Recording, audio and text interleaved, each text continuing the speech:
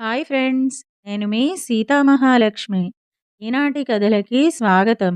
ఈరోజు మనం బుజ్జమ్మ కథలు అనే చందమామ కథని చెప్పుకుందాం. అనగా అనగా ఒక ఊళ్ళో బుజ్జి అనే చక్కటి అమ్మాయి ఉంది. ఆ పాపను అందరూ ముద్దుగా బుజ్జమ్మ అని పిలుస్తారు. వాళ్ళది ముచ్చటైన చక్కటి పెద్ద కుటుంబం.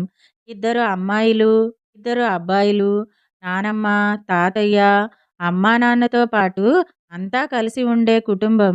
బుజ్జమ్మ అందరికంటే చిన్నపిల్ల. అందరికంటే ముందు ఒక అమ్మాయి, తర్వాత ఇద్దరు అబ్బాయిలు, చివరిగా బుజ్జమ్మ. ఇది వరస. ఈ మధ్యనే బుజ్జి వాళ్ళ అక్కకు కొత్తగా పెళ్ళయింది. బుజ్జి వాళ్ళ బావగారు మద్రాసులో ఉద్యోగం చేస్తూ ఉంటారు. కొత్తగా పెళ్ళైన భార్యను బావగారు ఇంకా కాపురానికి తీసుకువెళ్ళలేదు. మరికొన్ని రోజులు ఆగి మంచి ఇల్లు తీసుకుని, మంచి రోజు చూసుకుని తీసుకువెళదామని బావగారి ఆలోచన. అందుకని అక్కయ్య ఇంకా పుట్టింట్లోనే ఉంది. ఇంతలో సంక్రాంతి పండుగ వచ్చింది. పండక్కి బావగారు మద్రాసు నుంచి అత్తవారింటికి వచ్చారు. అప్పుడే బండి దిగుతున్న బావగారిని చూసి బుజ్జి గబగబా లోపలికి పరిగెత్తి అక్క అక్క బావొచ్చాడే అని కేక వేసింది. వాళ్ళ అక్క కాళ్ళు కడుక్కునేందుకు నీళ్లు తీసుకువచ్చి బావకి ఇచ్చి ఒకరోజు ఆలస్యంగా వచ్చినందుకు కాబోలు చురచురా చూసింది. వాళ్ళ బావ అక్క కోపం గ్రహించాడు. మెడ్రాసు నుంచి తను తెమ్మన్న సిల్కు చీర తేలేదని అప్పుడే ఎలా తెలిసింది చెప్పమా అనుకుంటూ, క్షమించు నాగు, ఈ మారు సెలవులకి వచ్చినప్పుడు తప్పకుండా చీర తెస్తాను అన్నాడు. నేను మొన్న ఉత్తరం రాసినా తేలేదు గాని ఈ మారు మహా తెచ్చారులేండి అని ఆ అక్క మూతి ముడుచుకుని లోపలికి వెళ్ళిపోయింది. వాళ్ళ బావకు కూడా ఒళ్ళు మండింది. ఆమె పలకరించే వరకు తాను మాట్లాడకూడదనుకున్నాడు. బుజ్జికి అర్థమైంది వాళ్ళ కోపాల సంగతి. ఇంతలో వాళ్ళ నాన్నగారు వచ్చి, ఓహో నువ్వా మధు, మెడ్రాసు నుంచేనా రావటం అంటూ కాళ్ళు కడుక్కునేందుకు స్నానాల గదిలోకి వెళ్ళారు. వాళ్ళ అమ్మ వచ్చి, అల్లుడు గారు వంటయింది లేవండి, కాళ్ళు కడుక్కోండి, ఇంకా అక్కడే నుంచున్నారేం అంది. వాళ్ళ అన్నయ్యలు ఇద్దరూ వచ్చి, బావగారు బావగారు ఎప్పుడు వచ్చారండోయ్ అని పలకరించి లోపలికి వెళ్ళి, నాగు బావొచ్చినా ఇంకా కోపమా ఏంటి అన్నారు. అంతా భోజనానికి కూర్చున్నారు. బుజ్జికి ఈ సంగతులు ఏవి మనస్సుకు ఎక్కలేదు. అక్కాబావల కలహం ఎలా తీర్చాలా అని ఆలోచిస్తోంది. తనకి కోపం వస్తే మాత్రం కాస్త బతిమాలకూడదా? తను ఏమైనా సరే ముందు మాట్లాడకూడదు అనుకుంది వాళ్ళ అక్క. అంతకన్నా వాళ్ళ బావ పంతం పట్టి కూర్చున్నాడు. వీళ్ళని ఎలాగైనా మాట్లాడించాలనుకుంది బుజ్జి. అందరి భోజనాలు పూర్తయినాయి. బుజ్జికి మెరుపులా ఒక ఆలోచన తట్టింది. ఆ సాయంత్రం వాళ్ళ అక్క బావ వేరువేరు గదుల్లో స్నానాలు చేసి వాళ్ళ గదిలోకి వెళ్ళారు. బుజ్జి చావిట్లో కుర్చీలో కూర్చుని చందమామను చూస్తోంది.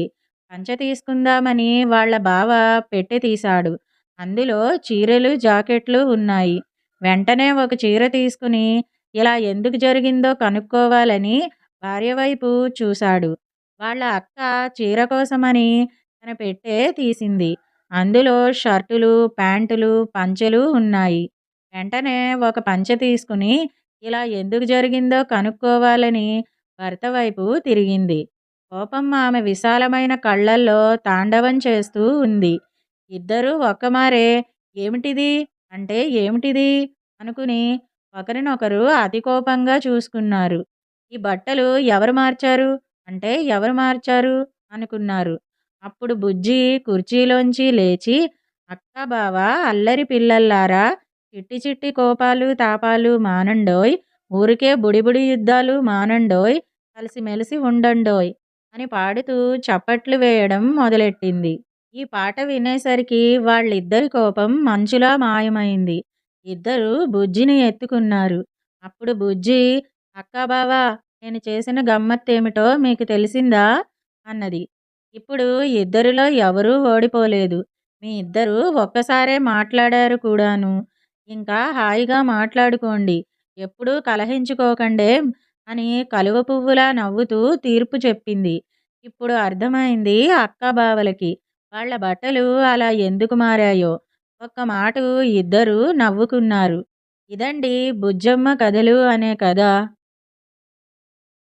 ఇప్పుడు మరో కథని కూడా మనం చెప్పుకుందాం. 'దెయ్యాల్ని జయించిన బ్రాహ్మడు' అనే కథ విందాం. ఒక బ్రాహ్మణుడు రోజూ రాజుగారి సభకు వచ్చి రాజుగారిని ఆశీర్వదించి కొంతసేపు ఉండి పోతుండేవాడు. ఏమీ అడిగేవాడు కాడు. రాజుగారికి ఇతని చర్య ఆశ్చర్యకరంగా ఉండేది.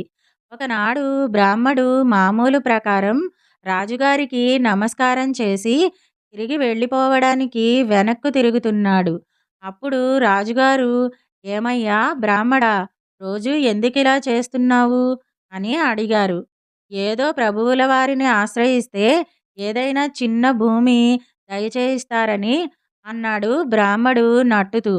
"ఏం భూములయ్యా, వలకాటి భూములు. అందరూ భూములు దయచేయించమనేవారే దాచబెట్టినట్టు" అని విసుక్కున్నారు రాజుగారు. బ్రాహ్మడు అంతటితో ఊరుకుంటేనా చిత్తం, ఆ వల్లకాటి భూమి అయినా దయచేయిస్తే అన్నాడు.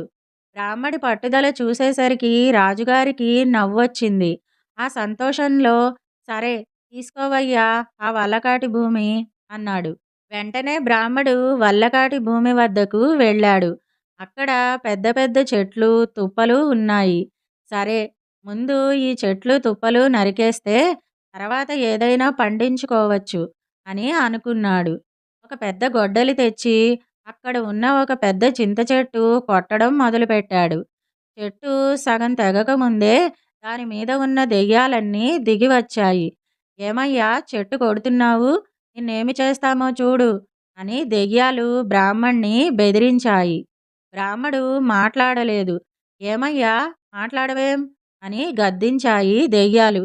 ఆ మాటలకి బెదరకుండా "నా ఇష్టం, నాకీ భూమి అంతా రాజుగారు ఇచ్చేశారు" అని మొండిగా సమాధానం చెప్పి బ్రాహ్మడు తిరిగి చెట్టు నరకటం మొదలెట్టాడు. ఇంకా ఊరుకుంటే తమకి ఉండటానికి చోటే లేకుండా పోతుందేమోనని దెయ్యాలు భయపడి బ్రాహ్మణ్ణి ఇలా అడిగాయి. "ఏమయ్యా చెట్టు కొట్టేసి ఏం చేస్తావు" అని.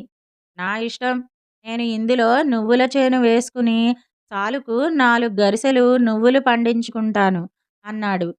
"పోనీ లేవయ్యా చెట్టు కొట్టెయ్యకు, ఆ 4 గరిసెల నువ్వులు ఏటేటా మేమిచ్చుకుంటాంలే" అన్నాయి దెయ్యాలు.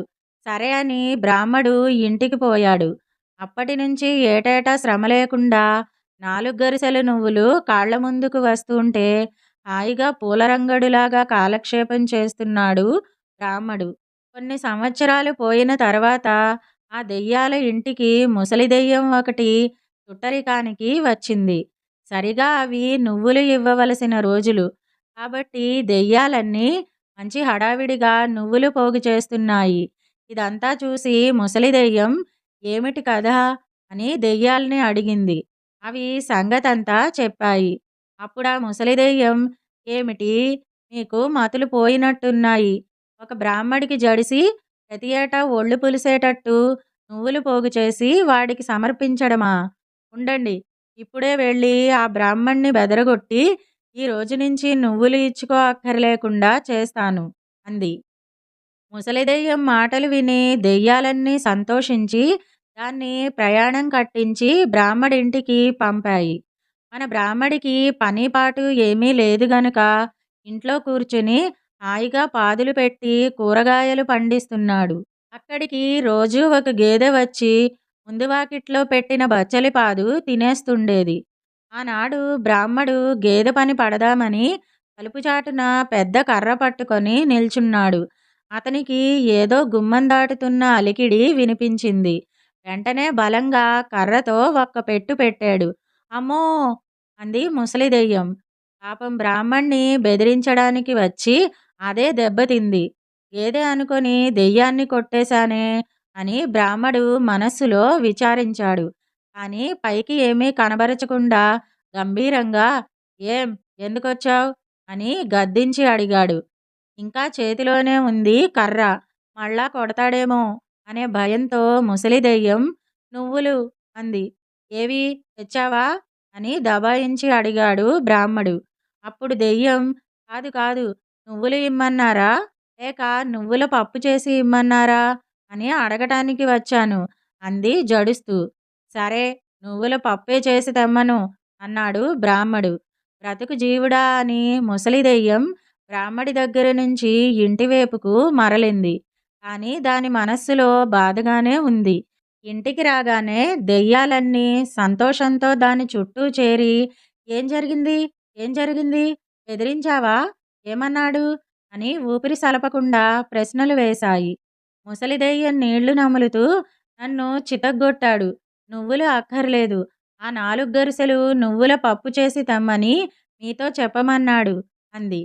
దాంతో అవన్నీ చేరి ముసలి దెయ్యాన్ని నువ్వు వెళ్ళి మాకు చేసుకొచ్చిన ఉపకారం ఇదా అంటూ కోపంతో దాన్ని కొట్టి కొట్టి చంపేశాయి. ఇదండి దెయ్యాల్ని జయించిన బ్రాహ్మడు అనే కథ. ఈ 2 కథలు గనక మీకు నచ్చినట్టయితే లైక్, షేర్, కామెంట్ చేయండి. మరిన్ని మంచి కథల కోసం మా ఛానల్‌ను సబ్స్క్రైబ్ చేసుకోండి. మళ్ళీ మరొక మంచి కథతో కలుసుకుందాం. అంతవరకు వింటూనే ఉండండి ఈనాటి కథలు.